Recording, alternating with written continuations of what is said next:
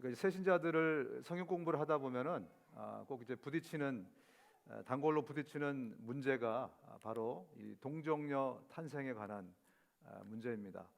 뭐 단골 손님들이 꼭 있죠, 그죠? 성경 공부하다 보면 처음 예수 믿을 때 성경 공부하다 보면 그런 문제가 있는데 이 동정녀 탄생 이거는 정말 믿음이 없이는 믿을 수 없는 그런 문제 가운데 이제 하나입니다. 어느 날 목사님이 새신자 청년을 데리고 근데 청년이 좀 질문이 많은 청년이에요. 이 청년을 데리고 성경 공부를 이제 시작했습니다. 열심히 공부를 하고 있었는데 이 청년이 목사님에게 목사님, 제가 다른 거는 다 믿겠는데 근데 이 동정녀 탄생에 대해서는 예수님의 동정녀 탄생에 대해서는 제가 도저히 못 믿겠습니다. 그래서 목사님이 순간 당황스러웠습니다. 그래서 이 청년에게 그냥 그 최선을 다해서 믿음을 갖도록 이 얘기 저 얘기 하면서 성령께서 임재하셔가지고 또 구약에 예언된 대로 이렇게 하셨다 하면서 막 설명을 했는데 이 청년이 계속 따지고 드는 거예요. 그래서 목사님이 설교를 하다가 좀 화가 났어요. 아니 좀 믿지 계속 이렇게 하는가. 그래서 이 청년에게 한마디를 던졌답니다. 야 이놈아, 남편도 믿는데 네가 뭔데 안 믿어? 이런 것을 보면 우리는 참 복받은 사람들입니다. 믿음이라는 것을 정말 아무나 가질 수 없는 것 같아요. 하나님의 특별한 은혜가 있어야 그래야 우리가 믿게 되는 그런 면에서 우리가 이 땅에서 받은 최고의 선물은 바로 믿음이 아닌가 생각이 됩니다. 성탄절은 두 가지의 단어가 합쳐져서 한 단어가 된 거예요. 그리스도 플러스 메스, 날. 그래서 그리스도의 날이 바로 성탄절입니다. 스페니쉬로 하면 크리스마스가 뭔지 아세요? 스페니쉬 나비다, 나비다. 그러면 불어로 하면 뭘까요? 불어. 여러분이 알고 계시니까 제가 물어보는 거예요. 아는데 이게 뭔가 노엘이 바로 불어로 크리스마스라는 뜻이래요. 이따가 우리가 찬양을 하겠지만 노엘, 노엘 이거 자체가 불어로 크리스마스라는 뜻입니다. 자, 그렇다면 12월 25일은 정말 예수님의 생신이신가? 어떻게 생각하세요? 거의 98% 이날은 아닙니다. 예수님이 이 땅에 오신 것은 틀림없지만 성경학자들은 거의 98% 이날은 아닐 것이다 라고 추측을 합니다. 그렇다면 우리가 왜 12월 25일을 성탄절로 그렇게 섬기는가? 초대교회에서는 초대교회 메시지의 모든 것의 포커스는 예수님의 십자가와 부활에 있었습니다. 그런데 시간이 지나면서 이단들이 자꾸 나오기 시작하는 거예요. 이단들이 뭘 주장하냐면 예수님이 이 땅에 오셨을 때는 육신의 몸을 입고 오신 분이 아니시다. 하나님은 육신의 몸을 이런 어떻게 보면 더러운 육신의 몸을 입고 오실 수가 없다. 이런 이단들이 탄생하면서 이것에 대해서 반박할 것이 필요했습니다. 그래서 예수님의 탄생을 다시 집중하기 시작한 겁니다. 그러면서 크리소스톰이라는 분을 중심으로 한 4세기경에 우리가 예수님의 성탄절을 제정해서 이 날을 지키자. 초대교회에서는 성탄절이 없었습니다. 시간이 지나면서 이단들을 대적하기 위해서 성탄절을 만들었는데 그럼 날짜를 언제로 할 것이냐? 12월 25일로 하자. 왜냐하면 그날이 미트라라는 로마의 귀족들이 태양신을 섬기던 날이었습니다.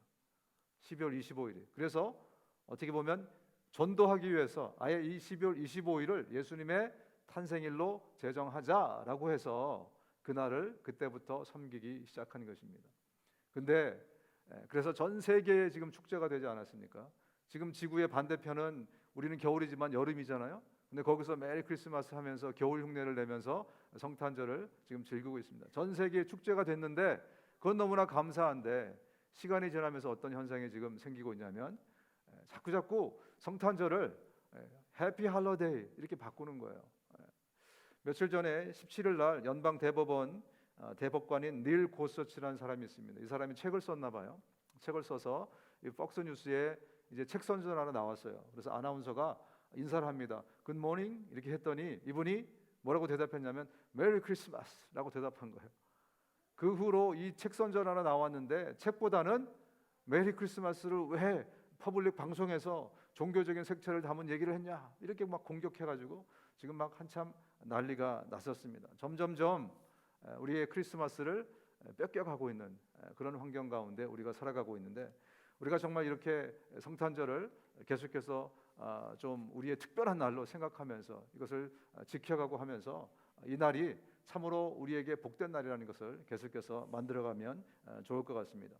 오늘 이 아기 예수로 이 땅에 오신, 예수님이 이 땅에 오신 성탄절의 의미를 크게 세 가지로만 한번 생각해 보려고 합니다. 첫 번째, 성탄절의 가장 중요한 의미는 예수님은 바로 나를 위해서 오셨다는 거예요. 예수님은 이 땅에 가장 천하고 비천한 나 같은 존재를 위해서 예수님은 이 땅에 오셨다. 여러분, 성경 전체가 하나님이 나를 사랑한 하나님의 사랑 이야기가 성경 전체에 써 있습니다. 특별히 나같이 천하고 낮은 자를 내가 너를 조건 없이 내가 너를 사랑했다라는 그 사랑의 스토리가 이 성경 전체에 쓰여져 있는 것입니다. 하나님이 어떻게 나를 낳으셨고, 하나님 나를 어떻게 키우셨고, 하나님이 나를 얼마나 사랑하셨는가, 이게 성경이 이야기하는 It's all about love of God. 하나님이 정말 나를 얼마나 지극히도 사랑하시고 계신가, 그것에 관한 것이 바로 성경의 이야기인데, 그 한가운데 바로 성탄의 이야기가 있는 것입니다. 성경에 딱 두 군데 예수님의 탄생 이야기가 나오죠. 복음서 4개 중에 마태복음하고 그리고 누가복음에 나옵니다. 마태복음에는 동방 박사들이 나오고, 그 다음에 누가복음에는 목자들이 제일 먼저 와서 예수님을 경배합니다. 주일학교를 잘 나오신 분들은 아실 텐데, 이 두 부류 중에 누가 먼저 예수님을 만났을까요? 다 아시니까 제가 말씀드리겠습니다. 목자들이 먼저 만났습니다. 당시에 이스라엘에서 가장 천대받고 천한 직업을 가졌던 목자들에게, 왜 하나님이 purposely 목적을 가지고 왜 높은 사람들도 많이 있을 텐데 왜 그들로 하여금 예수님을 제일 먼저 경배하고 만나게 하셨을까? 이 복음은 우리 모든 신분과 환경과 조건과 상관없이 모든 자들을 위한 복음이라는 거죠. 특별히 나같이 천하고 비천한 자를 위해서 하나님의 사랑의 메시지를 들고 온 예수 그리스도, 바로 그분이라는 것을 성탄이 우리에게 말씀을 하고 있는 것입니다. 예수님은 가장 작은 나라 이스라엘에 오셨어요. 가장 작은 고을 베들레헴에 예수님이 탄생하셨습니다. 그리고 가장 낮은 자들 목자들에게 먼저 경배를 받으셨고, 그리고 말구 위에 누우셨습니다. 또 예수님은 사역을 하시면서 사회적으로 가장 약자들인 제자들을 부르셨습니다. 거기는 세리도 있었고 어부들이고 그런 사람들을 제자들로 부르셨어요. 그리고 예수님이 늘 세리와 창녀들과 함께 먹고 마셨습니다. 그리고 예수님이 말씀하십니다. 이 소자에게, 작은 자에게 한 것이 곧 나에게 한 것이다. 그리고 야고보서를 통해서는 뭐라고 말씀하고 있습니까? 진정한 경건이 뭔지 아느냐? 고아와 과부를 돌보는 것이 진정한 경건이다. 이 창세기부터 시작해서 요한계시록까지 예수님의 관심은 바로 나처럼 비천하고 약하고 연약한 사람에게 그 포커스가 되어 있다는 것. 다시 말하면 이 모든 메시지는 바로 나를 향한 것이라는 것, 이게 사랑의 메시지라는 것을 우리가 기억해야 됩니다. 이 성경마저 어떤 언어로 쓰여졌습니까? 고급 언어도 있었대요. 당시에 이 헬라어 히브리어가. 그러나 성경은 시장 통해서 쓰는 영어로 쓰여졌습니다. 왜? 모든 사람을 위한 메시지이기 때문에 그렇습니다. 성경은 나를 향한 하나님의 러브 스토리입니다. 그래서 성경을 읽을 때 가장 중요한 포인트는 뭐냐면, 하나님이 나를 얼마나 극진히도 사랑하고 계신가, 이것이 우리가 성경을 읽는 가장 메인 포인트가 되어야 되고, 이것이 우리의 대주제가 되어야 됩니다. 오늘 성탄절을 맞이해서 우리가 다시 한번 하나님이 나를 얼마나 정말 사랑하고 계신가, 하나님이 이 땅에 나를 위해서 오셨다는 것을 다시 한번 깊이 새길 수 있는 이 날이 되었으면 좋겠습니다. 두 번째로, 예수님은 이 땅에 우리의 죄 때문에 빼앗긴 우리의 기쁨과 행복을 위해서 오신 분이십니다. 우리는 죄 때문에 우리가 마땅히 누려야 될 행복과 기쁨을 다 뺏겨버렸어요. 그래서 우리가 살아가는 삶을 보면 얼마나 힘들고 어렵습니까? 절망이 있고 좌절이 있고 아픔이 있고 낭망이 있고 실패가 있고 슬픔이 있고 어둠이 있고 외로움이 있고 불안하고 공포심이 있고 비참하고 허전하고 공허하고, 그런데 예수님이 이 땅에 오셔서 그 모든 것을 십자가에 다 달아버리셨다는 거예요. 예수님이 이 땅에 오시는 것은 다시 우리에게 우리의 행복과 우리의 기쁨을 회복시켜 주시기 위해서 예수님이 이 땅에 오셨다는 거예요. 예. 그렇기 때문에 우리는 마땅히 누려야 될 행복과 기쁨을 누리면서 살아가야 됩니다. 그래서 바울이 강조하는 겁니다. 주 안에서 기뻐하라. 항상 기뻐하라. 내가 다시 말하노니 기뻐하라. 또 갈라디아서 이렇게 말씀합니다. 항상 기뻐하라. 쉬지 말고 기도하라. 범사에 감사하라. 이것이 그리스도 예수 안에서 너희를 향하신 하나님의 뜻이니라. 하나님의 뜻이 뭐라고요? 항상 기뻐하라는 거예요. 이것은 그리고 명령어로 쓰여져 있습니다. 예. 어떻게 우리가 항상 기뻐할 수 있나요? 우리는 늘 불안하고 초조하고 근심이 있고, 그죠? 죄 때문에 이걸 다 뺏겨버렸는데 왜 그런데 명령으로 말씀하시는가? 이것이 가능하기 때문에 그렇습니다. 가능하기 때문에 그렇습니다. 어쩌면 이것을 우리에게 일반적으로 생각하면 고문인 줄 몰라요. 그래서 우리가 기쁨을 자꾸 빌려옵니다. 왜? 내 안에 기쁨이 없으니까. 그래서 여러분들 개그 콘서트를 잘 보는 것 같아요. 개콘을 보면서, 왜냐하면 내가 내 안에서 기쁨을 못 만들어내니까 자꾸 빌려오는 거예요. 그래서 우리 젊은 우리 처녀들이 신랑감을 구할 때 여러 가지 조건 중에 하나가 뭐냐면 요즘 꼭 유모, 그죠? 유모가 있는 사람을 나는 신랑감으로 맞이하고 싶다. 왜요? 나는 내 안에서 기쁨을 만들 수 없으니까 자꾸 기쁨을 주위에서 빌려오려 그래요. 그런데 예수님은 저와 여러분들에게 참 기쁨과 참 행복을 주시려고 오신 분이라는 거예요.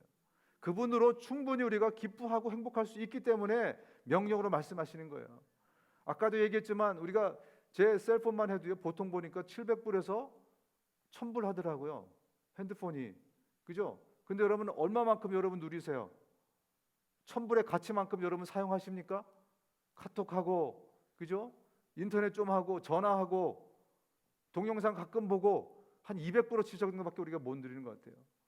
그게 뭘 얘기하고 있습니까? 예수님이 이 땅에 오셨는데, 1000불짜리가 오셨는데, 그분을 통해서 우리가 충분히 모든 기쁨과 행복의 베네핏을 충분히 누릴 수 있는데 겨우 250불, 300불 누리면서 예수 잘 믿는다고 믿는데 왜 그렇게 fully 우리가 그 베네핏을 누리지 못하는가?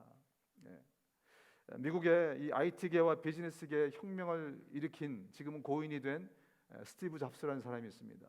이분이 자기를 숭상하는 많은 젊은이들 앞에서 연설을 할 때 이런 말을 했어요. Stay hungry, stay foolish. 한국말로 하면 늘 항상 갈급하십시오. 늘 우직하십시오. 바보처럼 우직하십시오. 그렇게 여러분이 살면 여러분의 인생을 나처럼 성공할 수 있습니다. 그런 의미에서 아마 연설을 했겠죠.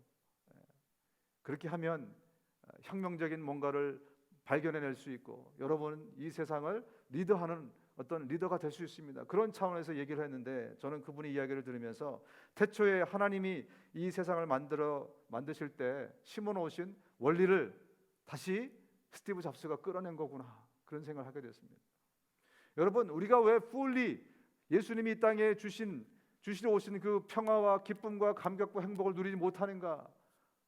우리도 예수님을 향해서 예수님께 stay hungry, stay foolish 그렇게 살아간다면 우리는 충분히 넉넉히 주님이 주시는 행복과 기쁨을 누리면서 살아갈 수가 있는 겁니다.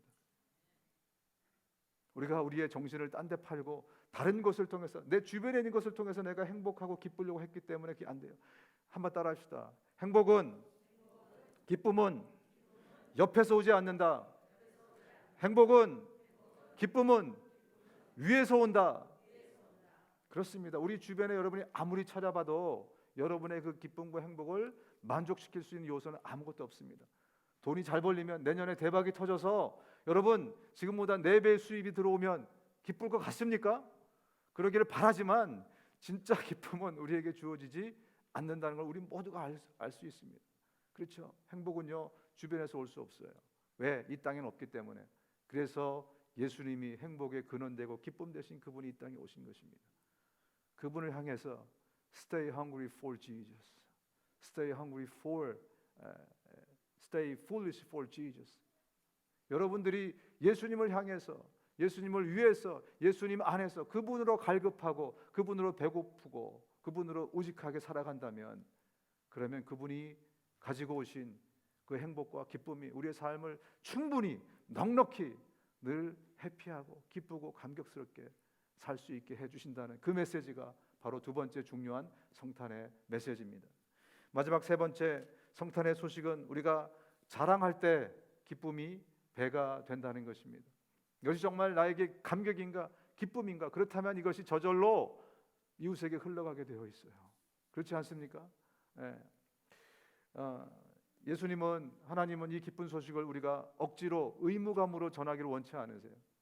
이것은 기쁜 소식인데, 이것은 굿뉴스인데 내가 이 소식을 전해야 되는구나. 예? 의무감으로 그렇게 한다면 이 기쁨이 완전히 사라지고 말 것입니다.